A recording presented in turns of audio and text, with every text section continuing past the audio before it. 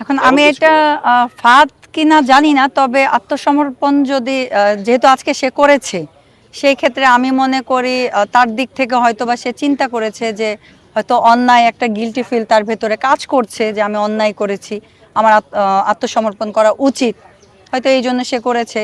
কাজ তো দেখেন ইন্ডাস্ট্রিতে কাজ সবাই কম বেশি করে, এটা আলভি হলেও করবে, আমি হলেও করব, সবাই করে। সো আমার মনে হয় না এটা কাজের জন্য হয়েছে, এটা হয়তো তার ভেতরে একটা গিল্ট ফিল হচ্ছে যে আমি হয়তো অন্যায় করেছি আমার ওয়াইফের সাথে বা সন্তানের সাথে। আমি আমি একটা কথা বলি, এখানে আমরা অনেকেই আছি, অনেক কথা হয়তো বা ঘরের কথা বলি না। হ্যাঁ, অনেকেই আছি, আমার জীবনেও কি হইতে পারে এটা কখন আমি সোশ্যাল মিডিয়াতে বলিনি। তবে আমি এইটা মানি যে একটা ছেলে মানুষ একটা মেয়েকে পটানোর জন্য অনেক ধরনের বউকে নিয়ে আজে বাজে কথা বলে, অনেক ধরনের। হ্যাঁ, যে আমার বউয়ের সাথে মিলছে না, বা আমাকে টেক কেয়ার করছে না, বা আমার ঘরে শান্তি নেই, এ ধরনের কথা বলে একটা মেয়ের কাছে ওই পুরুষটা যায়। একটা মেয়ে কিন্তু কখনোই জেনে শুনে একটা বিবাহিত পুরুষের কাছে আসে না, এটা কোনোদিনই আসে না। একটা পুরুষই ওই মেয়েটাকে, মনে করেন থার্ড পার্সন মেয়েটাকে টেনে এনে তার জীবনটা নষ্ট করে। বিচার আলভি যদি অন্যায় করে থাকে, যদি এটা প্রুভ হয়ে থাকে, তাহলে বিচার অবশ্যই হবে। আর এই ক্ষেত্রে এখন জাজ যেটা বলবে, যা প্রমাণ আছে, সেই ক্ষেত্রে যা রায় হবে সেটাই আমাদের মানতে হবে। এটা আসলে খারাপ যে একটা শিল্পী তার হাতে হাত করাটা, এটা দুঃখজনক। আর আমার মতে আলভি যদি এই অন্যায়ের সাথে জড়িত থাকে, সেক্ষেত্রে তাকে শাস্তি পাওয়া উচিত। এবং কি এটা দেখার পরে যেন আর কোনো মানে ছেলে মানুষ যেন পরক্রিয়াতে না আসক্ত হয়। আর এমন শাস্তি হওয়া উচিত যেন পরক্রিয়া শব্দটাই যেন কোনো ছেলেদের মানে মেন্টালিতে না আসে।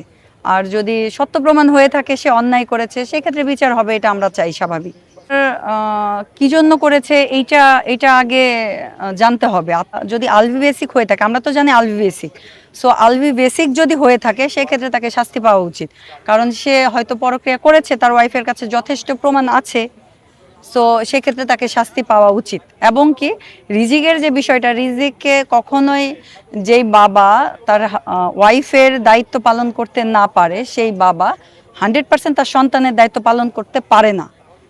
আমার মতে তাকে দায়িত্ব না দেওয়াটাই বেস্ট আমি মনে করি। না, এটা আসলে কি অনেকেই প্রকাশ করে, অনেকে প্রকাশ করে না। বর্তমানে ডিভোর্সের সংখ্যা বাড়ার উদ্দেশ্যটাই হচ্ছে হয়তো ঘরের ভেতরের কথাগুলো অনেকে প্রকাশ করতে পারে, আবার অনেকেই প্রকাশ করতে পারে না। ঘরের ভেতরে কি হচ্ছে এটা কিন্তু আমরা কেউ জানি না।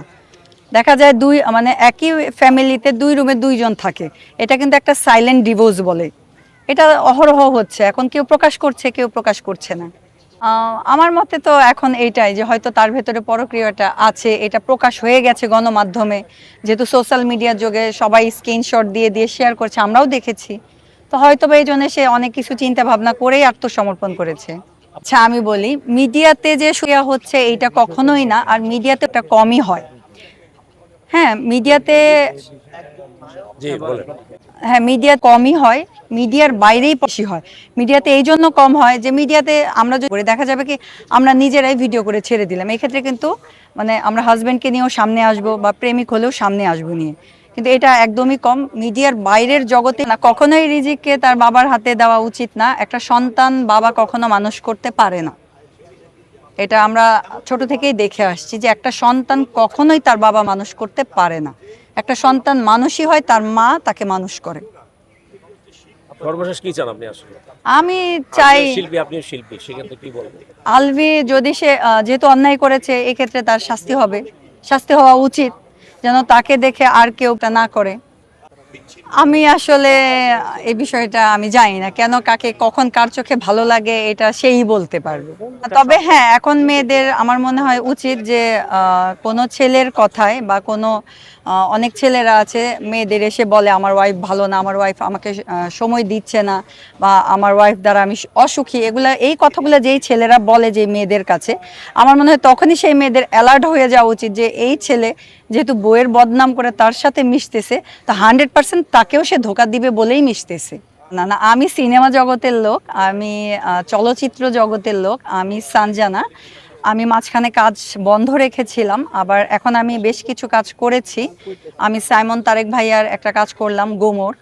তারপরে এম কে জামান মাস্টারের তুমি তুমি সারাক্ষণ, আবার আকাশ আচার্যর একটা মুভি শেষ করেছি, মন। আমার 3টা মুভি শেষ, ইনশাল্লাহ যে কোনো টাইম হয়তো বা চলে আসবে। আর আমি এখন নাটকে বেশি ফোকাস দিচ্ছি, নাটকগুলো করতেছি। সো এখন আমার ওইভাবে আলভি ভাইয়ের সাথে আমার কাজ করা হয়নি। সুযোগ পেলে করবেন কি? এখন সেটা সময় সাপেক্ষে বলা যাক, এটা এখন আমি বলতে পারতেছি না। আলভি 100% জেনে শুনেই তো জীবন নষ্ট করছে, ওর এই বইয়েরও জীবন নষ্ট করছে, বা যে নায়িকার সাথে পরক্রিয়া তারও জীবন নষ্ট ইকরারের করছে। সিদ্ধান্তটা ঠিক ছিল কিনা আসলে? না, ইকরার সিদ্ধান্ত ঠিক হয়নি। তার উচিত ছিল যে ও নিজেকে আরো মানে আলভির থেকে আরো বড় মাপের কিছু হয়ে দেখানো। এটা আমি মনে করি যে রেগে গেলে তে হেরে গেলে, আর হেরে যাওয়া মানেই নিজেকে জিতিয়ে নেওয়া। যে ছেড়ে যায় সে কোনোদিন মানে সে হেরে যায়, আর যে ঠকে যায় সে জিতে যায়। ধন্যবাদ।